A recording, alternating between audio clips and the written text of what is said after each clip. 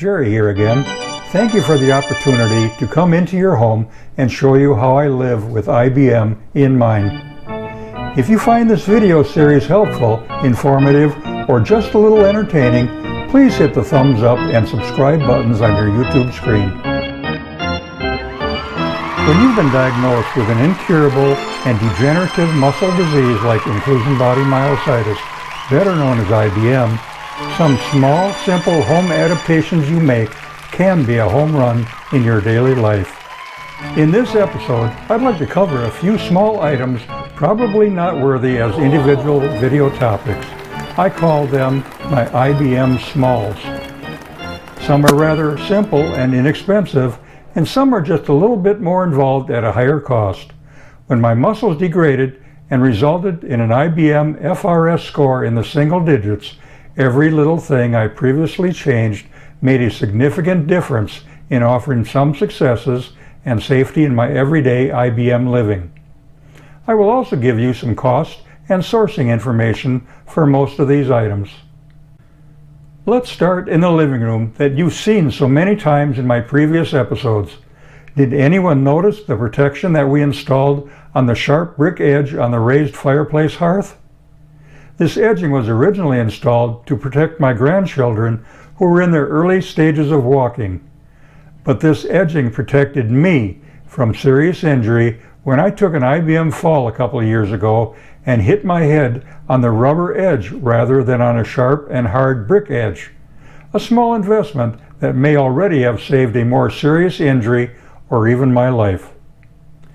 If you need some edge protection in your home for a table edge, a wall corner, or maybe a tile corner edge in your bathroom, search for roving, cove, or child edge protection on Amazon. This kit was under $20 and is available in several colors. There are probably some sharp edges in your fall zones that could use some protective edging. You just cut it to your length, peel off the self-adhesive backing to install it.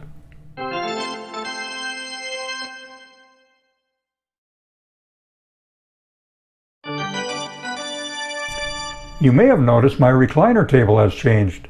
The original was designed to set the chair on top of the table base to hold it down. When I got my sit-to-stand lift, the lift's legs had to straddle the chair, and the original table design was in the way to get me off the recliner. After some thought, we turned the base away from the chair, drilled some holes, and put some screws through the carpet into the floor. Now my caregiver can easily fetch me from my recliner with a sit-to-stand lift. I also installed a larger tabletop to gain more useful space. I've been using this modified design for about 6 months now without any issues.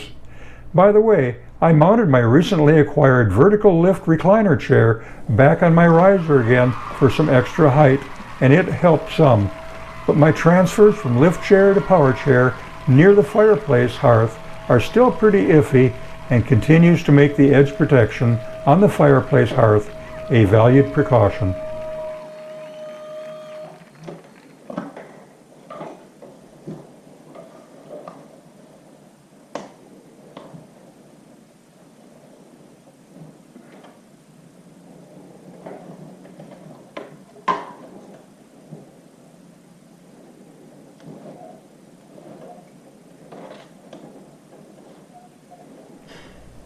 Let's move to the bathroom.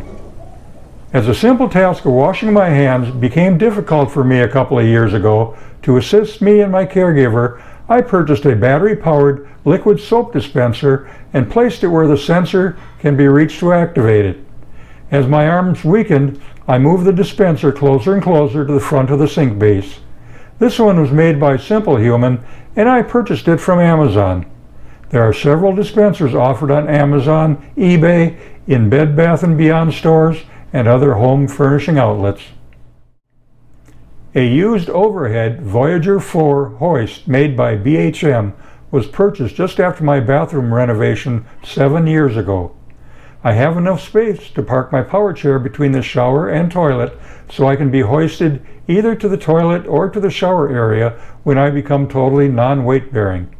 The sling that I use to lift me to a standing position during transfers also steadies me until my caregiver gets my pants pulled down or up, and I'm ready to sit again in my power chair.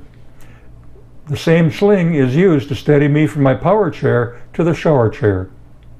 With this hoist and sling, I can also park my power chair in front of the toilet and safely pivot my body before sitting down.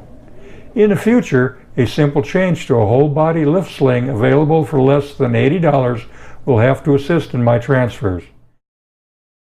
There are many used ceiling lifts available if you search your local medical supply closets, Craigslist, eBay, or classified ads.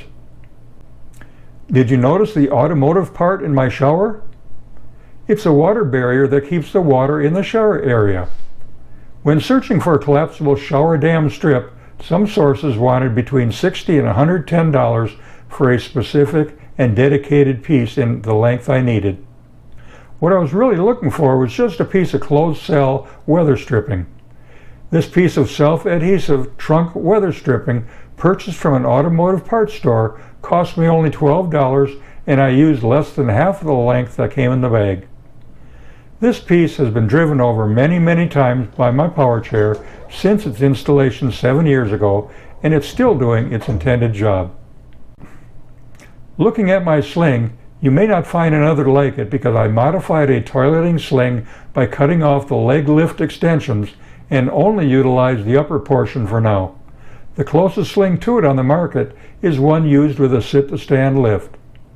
I also used this modified sling in the past to hoist me up after a fall in another part of my house after being rolled into the bathroom on my homemade roller cart. The cart is easily made from a laminate countertop sink cutout with 4 2-inch caster wheels attached to the bottom. Add a couple holes to attach a rope and my caregiver can pull me to underneath the hoist in the bathroom. It's always good to have a plan in place in case of one of those IBM falls, and it saves us on calling for emergency assistance. Speaking of the shower, a couple more items. I bought a hip chair from Vitality Medical about 4 years ago. It's an Eagle Health model 63231, now updated to a model 73231, and can be adjusted from 25 inches to just over 29 inches from the floor to the top of the seat. You can use this chair in the shower, but it would also work in the kitchen or wherever you need a tall chair with armrests. It sells for about $134 and certainly has proved to be rust-proof after 4 years in my shower. Also in the bathroom, I installed an inexpensive $10 wireless doorbell that I can use to alert my caregiver if she is in the opposite end of our home or in the lower level in her craft room. It was purchased from Fortress Security and includes an easy touch button and a plug-in chime that has 57 tones to select from. Wireless doorbells are also available from your local building supply store. I've shown you parts of my bedroom in my episode about the basics of beds, but here's a closer look. I have a battery backup for my TransferMaster bed in cases when the electricity goes out. This UPS unit, a CYBERPOWER model 1350 AVR, provides many minutes of power backup. Using it during power outages, I've operated the bed, made the journey to the bathroom, then repositioned the bed again, all while this backup power supply also provided power for my bedside lamp. This power supply can also be used for a lift chair recliner and provides many up and down cycles as well as provide some lamp light for you. And it's powerful enough to be a backup for your entire computer system too.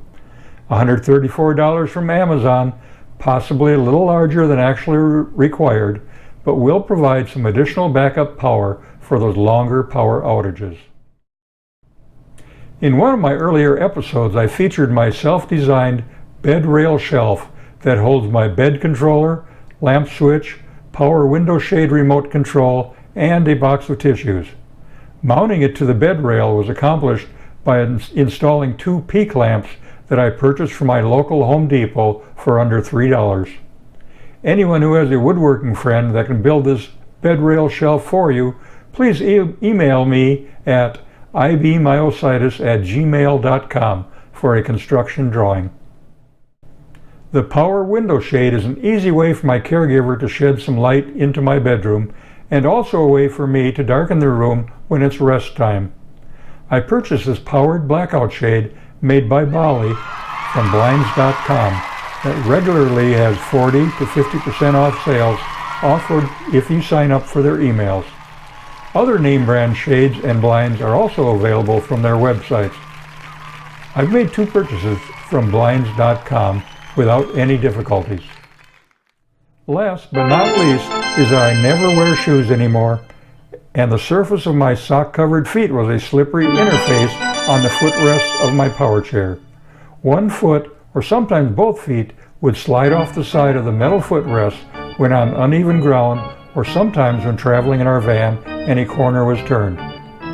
We fashioned some footrest pads out of an inexpensive $3 carpet tile found at our local building supply store, cut them to shape, and glued them on the metal footrest plates with Gorilla Glue. It also turned out to be more comfortable to my tender feet that didn't like the holes and slots present in the stock footrest. This modification cost less than $10, including the carpet tile and Gorilla Glue.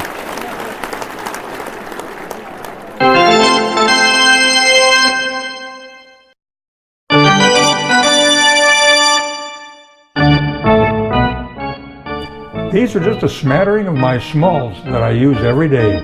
If you have any questions regarding anything in my IBM life or household, please leave me a note below or send an email to ibmyositis@gmail.com.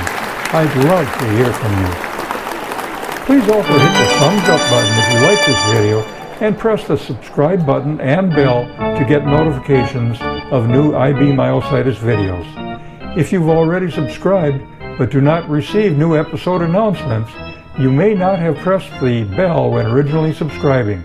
Hit the bell now to fix that problem. I'm considering making a video showing some of the ways you live with your IBM. Please send me a photo or short video and I'll place them for viewers to see. My email address and links to products shown earlier in this video can be found in the info section below. See you soon, my IBM friends. Bye for now. Strike up the music, the band has begun. The Pennsylvania polka. Pick out your partner and join in the fun. The Pennsylvania polka. It started in Scranton, it's now #1.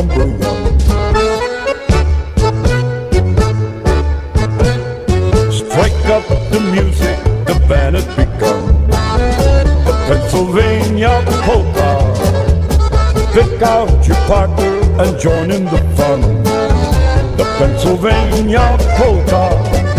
It started in Scranton, it's now #1.